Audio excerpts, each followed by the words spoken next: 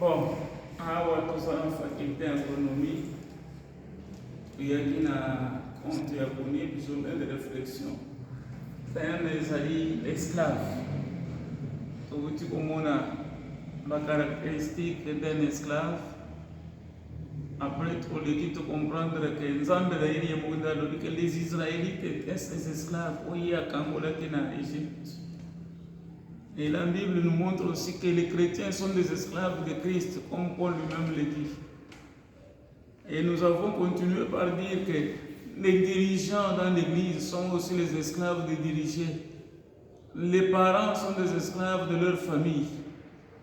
Et quand on connaît ces choses, tokobanda komirimira lisusu tokosalela nzambe to tokosala mosala nzambe na kimia tokosalela afamie na biso sans murmure et sans tourment. Nous avons besoin pour le temps merveilleux que nous avons passé. Aujourd'hui, nous avions été bénis par cet enseignement. Et je peux dire quelques éléments que j'ai retenus comme leçon tirée. Et que le chrétien, tout vrai chrétien est un esclave en Christ. Donc moi aussi, je suis esclave en Christ. Et aussi, je dis que comme chrétiens, nous avions été rachetés par le sang de Christ. Et cela nous a fait que nous avions quitté l'esclavagisme du monde et nous sommes devenus des esclaves en Christ.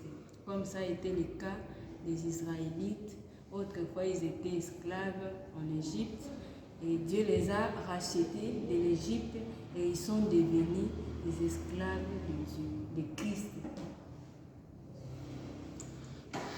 Et c'était une journée bénie pendant laquelle nous avions parlé, débattu autour du thème esclave.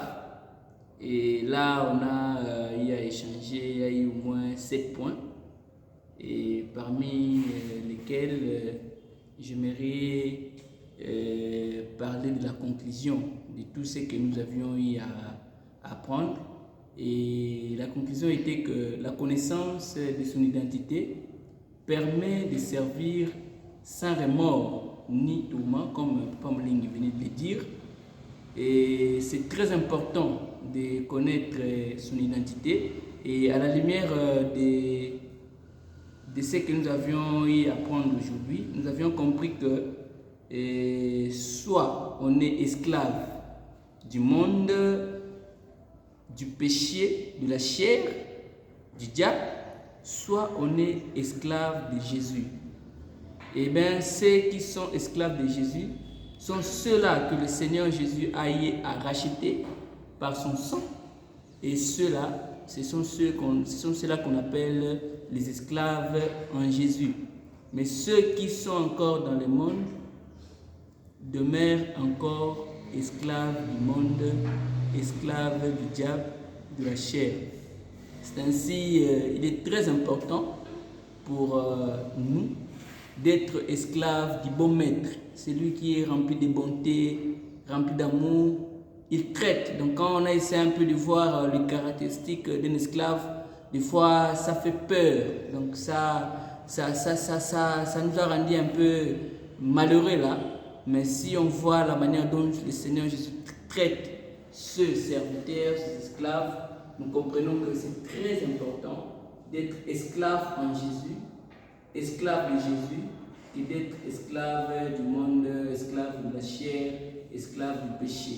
C'est ainsi que nous bénissons le Seigneur pour cet ajout par rapport à ce que nous connaissions, et ça nous